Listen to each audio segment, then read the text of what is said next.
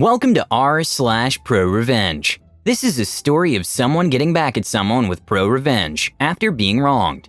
And today, I'll tell two good stories. So subscribe, hit the like button, and here we go. Today's first story is Slumlord lost his business over $300 security deposit. I rented a little house from a man who owned a painting business. The power was off when we came to see the property, but he assured us everything worked, even put it in the contract. The place was dirty and poorly maintained, so we negotiated the security deposit down to $300. Turned out the heat and air didn't work, along with the refrigerator and dishwasher. I asked him to have someone look at them. He cursed me up and down. He called and left threatening voicemails. He would show up unannounced and let himself in. On one of the visits, I showed him that the crawl space was flooded and was a breeding ground for thousands if not millions of cockroaches and mosquitoes that would come up through the floor vents. There was absolutely no ductwork, even though he claimed the heat and air worked fine.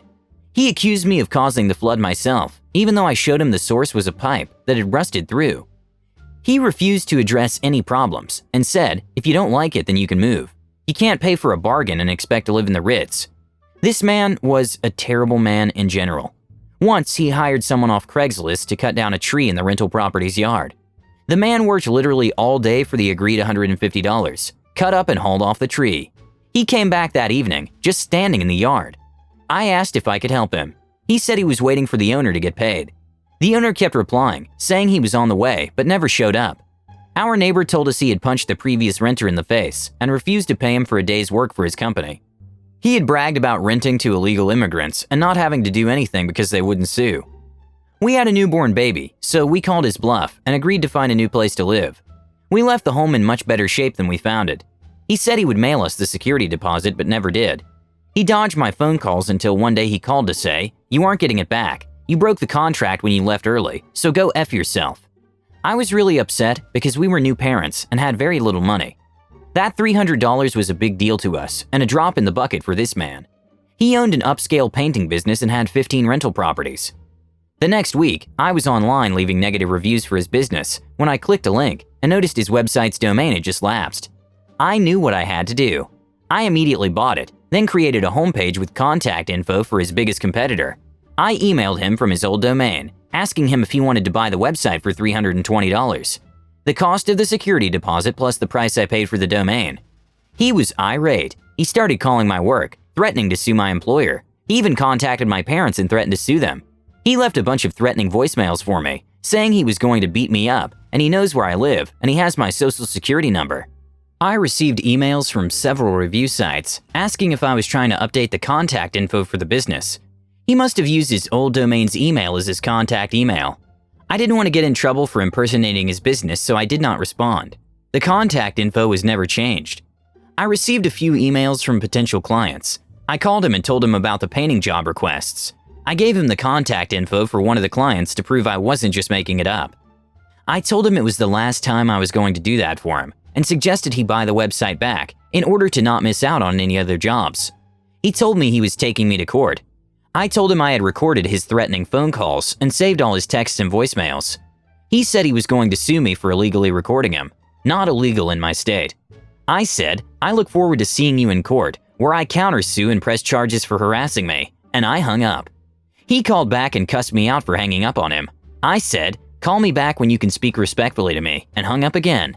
We repeated this about 5 times. Each time he was more angry until the last time. He spoke respectfully and explained he hadn't got a single job in months. I suggested he focus more on creating a website to find business. He lost it and cussed me out again. 6 months passed, and he still hadn't bought the website from me.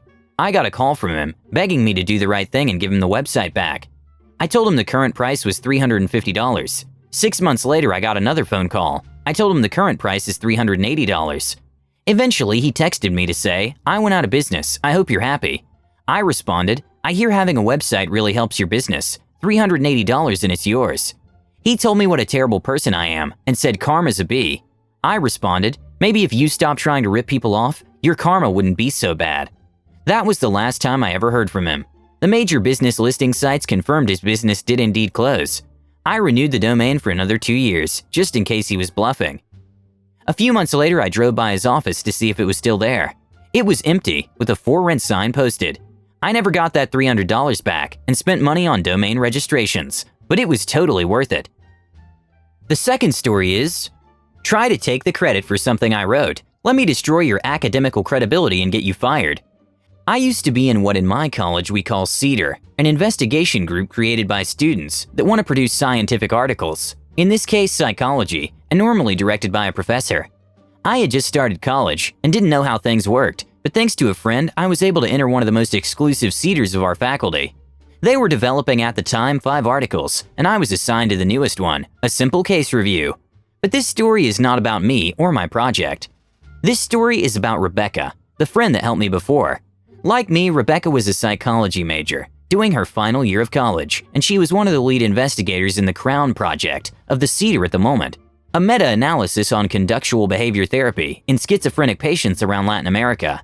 This SH was not easy. She had spent a year and a half working on it, and when I joined the group, it was already in its final stages. Then the drama began. Well, it had actually started midway project, when the first drafts were sent to the publications office. In my college, the publications office can be your best friend or your worst enemy as an investigator, and their suggestions are basically orders. Because the article dealt with a psychiatric pathology, they said it must have the support of our college's med school psychiatry department. The head of the department, who I will call Dr. Trash, put the condition that one of his residents had to be on the project. It was kind of rude to force them to include some random guy, but in the end she and her group accepted. Enter Julian, the human incarnation of laziness. In a team of 5 individuals, Rebecca, Julian, and 3 other psychology students, Julian barely did any job, and whatever he made had to be checked and corrected by one of the others. Sometimes Rebecca doubted he even knew what the article was about from some of his comments. Fast forward again to the finish line of the project. It was basically done and only needed the approval of Dr. Trash. And this is where things went to heck. For those who didn't know, psychiatrists and psychologists aren't always in the best terms, and this hidden feud can sometimes cause troubles when we interact. In this case, as Rebecca learned from one of the good psychiatry residents, the problem was that Dr. Trash didn't believe psychology should exist and thought of us as glorified life coaches. You see where this is going? With the project already gone, he refused to approve it unless those credited as main authors were himself. Reasonable to a point, department heads were always considered main investigators, our CEDAR director and Julian. The others could only put their name as investigation assistants on the acknowledgement section. This was a total slap in the face. Even when she tried to argue that she was the one that designed the project in the first place and that Julian did the minimum, the man called her a liar, said her basic idea had needed a lot of corrections, false, and that he knew Julian had written most of the paper, as there was no way she could have done it. Remember, he saw us as life coaches. Julian, being the D-bag he had been all year, didn't correct him and let the others drown while he was praised. In her last peaceful attempt, Rebecca asked why they could not put the names of all as authors, and Dr. Trash said that a bunch of unknown student names would only wrest credibility to the thing, and refused the proposal. Lastly, he said that they could accept his terms or quit the project and give him total control of the article. You may be thinking this is impossible. This man is literally stealing the work from another person. Sadly, this is how investigation works sometimes, and it's not uncommon that well-established investigators steal the work of unknown ones, because in the he said, you said, they're most likely to win. Even with evidence like mails and drafts, they can get their way. Rebecca and her friends were devastated, but even the director of the CEDAR refused to give them his support. The important thing is that the article is published, not who takes the credit, was his reasoning. That's when Rebecca decided to go full suicide bomber. When she told her friends of her idea, warning them it would be the best if they leave the project before things escalated, they decided to stay and help her. The plan was to sabotage the article by modifying the statistical analysis they had made previously, basically the core of it all. The conclusion you got with the new results was the same as before, but anyone who read the thing thoroughly and checked the sources would see the data had been tampered, making it look like they had forged the results to their convenience. This was a tricky move because they had to make the modifications in between the last revisions, with enough subtlety that Dr. Trash wouldn't notice it when he corrected other parts of the text. They were extremely lucky he never checked the statistical component, partly because that was the CEDAR's director responsibility, and he had already given them the thumbs up. Finally, the article was completed, and the work was sent to the publications office. Then, it was just waiting until it finally made boom. About a month after submitting the project, all the implicated were cited to a meeting with the publications office, including Dr. Trash. The office had seen the altered results, and that meant they had to investigate the group for fraud. To the students and the resident, it could mean expulsion. For the director and Dr. Trash, they would be forbidden to publish again under the university's name, and in the worst-case scenario, they could be fired. And that is when Dr. Trash saw he had condemned himself. Because Rebecca and the others were just assistants, it meant that most of the responsibility was on himself and the other main authors. Blaming the students would give away the fact that they were way more involved in the process, admitting he had taken away the credit and that he had not checked the paper properly. In the end, he didn't have to decide how he wanted to be hanged, because the Cedar director spilled the beans in order to save his own neck. With the director's confession, Rebecca and the others could tell the truth and showed the publications office the real results and told them about the sabotage. The aftermath of this is very bittersweet. The office started an investigation on Dr. Trash articles and those he sponsored, finding he had done this way too many times. He was fired after the news spread around, and as far as we know, he's not done any more publishing in indexed literature because no serious magazine will accept his submissions.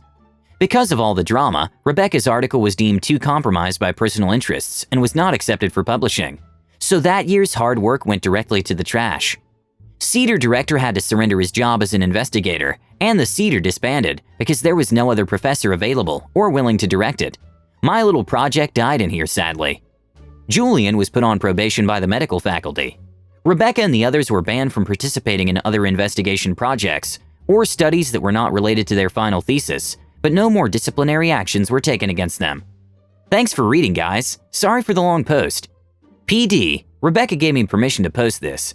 There are so many comments, I don't know how to answer them all, but I'll answer some of the most common questions.